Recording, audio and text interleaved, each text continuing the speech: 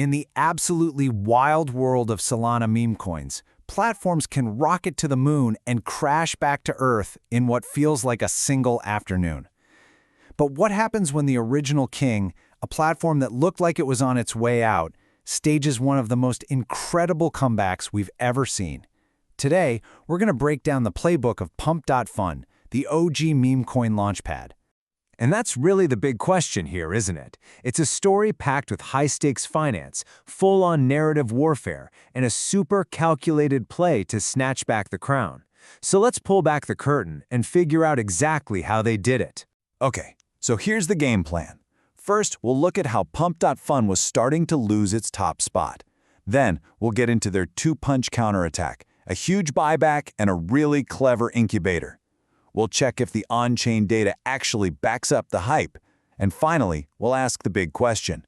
What does this all mean for crypto? All right, so to really get the comeback, you first have to understand the crisis. Pump.fun was the original, right? They were the pioneers. But in crypto, yesterday's hero can become today's who in a heartbeat. And yeah, that's exactly what was going down. New, hungry competitors were popping up, nibbling away at their market share. The vibe in the community was getting pretty negative, and it really felt like Pump.fun was losing its grip. They had to do something big, and they had to do it fast. And this is where it gets really interesting. Their first major power move wasn't just about throwing money at the problem, it was a masterclass in grabbing the steering wheel of the story and yanking it back in their direction. They came out swinging with an absolutely massive show of force. We're talking $33 million, deployed to buy back their own token, PUMP, right off the open market. The message couldn't have been clearer. We believe in this, and you should too. And wow, just look at the result. This chart says it all. After that buyback, Pump.fun didn't just crawl back, it skyrocketed to owning a crazy 77% of the entire Solana launchpad market. They didn't just stop the bleeding, they took back the throne.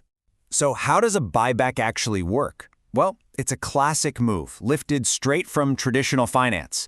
By buying up their own tokens, they shrink the available supply, which naturally puts upward pressure on the price. But here's the real genius of it. It's a huge public signal of confidence from the team to everyone else. And the effect was, instant. The price of the Pump token just surged. Wallets that had been dormant for months suddenly woke up. The entire vibe flipped from FUD, fear and doubt, to pure FOMO. The key thing to get here is that the buyback wasn't just about money, it was a psychological play. It changed behavior. But look, a short-term price jump isn't a long-term plan, and the team at Pump.fun knew it. The buyback, that was just phase one.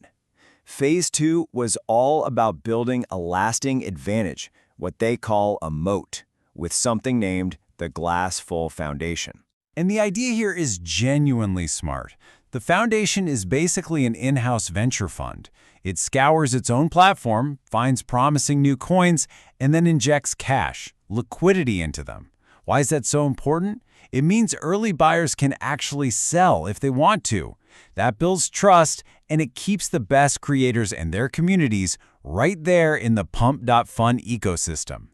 You know, the analytics platform Aave.ai really hit the nail on the head with this quote. The GFF isn't just giving out free money. It's a narrative supporting mechanism.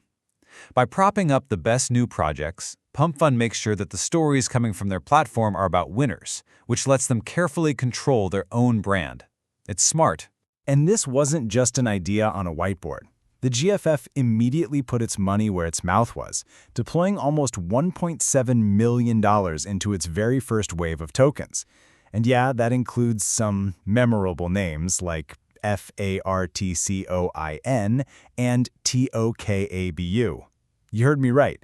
This was a statement. So, did it actually work? Well, the on-chain data seems to say, yeah, it did. On average, the tokens that got the GFF's backing saw their price pop by 13% in less than a day.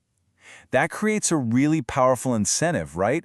Launch on our platform, and maybe you'll be the one who gets a life-saving injection of cash. But you know how it is in crypto. It's never quite that simple. The comeback story is powerful for sure, but there are some real questions and a few red flags we have to look at to get the whole picture. So on one side, you've got these awesome on-chain signals. More people are active, more people are holding the token, and the GFF-backed projects are doing well. But on the other side, critics are raising some valid points, like who exactly decides which tokens get the GFF's money, and how? And is a strategy that relies so much on buybacks really sustainable forever? Plus, even with this big recovery, the PUMP token price is still below where it was before all the trouble started. So let's zoom out. What's the bigger picture here? Because this isn't just about one platform's epic comeback. It's about what their playbook tells us about the entire crypto ecosystem and where it might be headed. What we're seeing is crypto kind of growing up in real time. Projects are using sophisticated financial tools they've borrowed straight from Wall Street. They're realizing that managing their reputation on-chain is mission critical. It's a shift away from just pure chaotic hype towards actually building a structured ecosystem.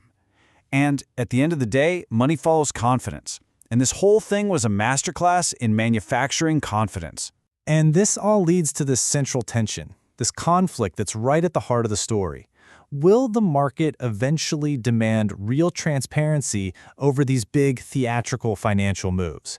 And will users start to care more about what a project actually does, its utility, than just what its price is doing on any given day? And that leaves us with the final million-dollar question. Pump.fun has definitely proved that you can reclaim dominance with a smart, aggressive, and very well-funded strategy.